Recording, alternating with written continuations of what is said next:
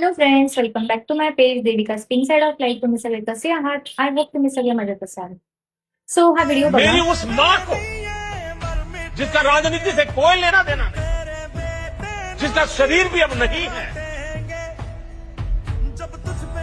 मेरी उस माँ को भद्दी भद्दी गालियां दी गई।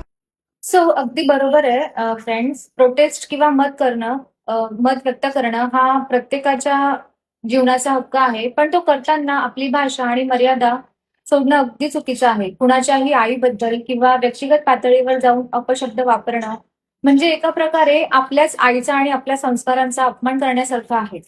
आपल्या आईने आपल्याला कधीच अशी शिकवण दिली नाही. आपल्याला नेहमीच संयम आणि आदर आणि मर्यादेची शिकवण मिळाली आहे. सो आजच्या जनरेशनला हे समजणं खूप गरजेचं आहे, की आपण आपला विरोध किंवा विचार सन्मानाने आणि मर्यादेच्या चौकटात राहूनही मांडू शकतो. बदलाव हा विचारांच्या ताकदीने येतो, अपशब्दांनी नाही. सो आपली भाषा हेच आपले संस्कार आणि आई-वडिलांची शिकवण दाखवते. म्हणून कोणत्याही परिस्थितीत आपली मर्यादा आणि संस्कार जपणं हीच सर्वात मोठी गोष्ट आहे. सो विचार करायला हवा.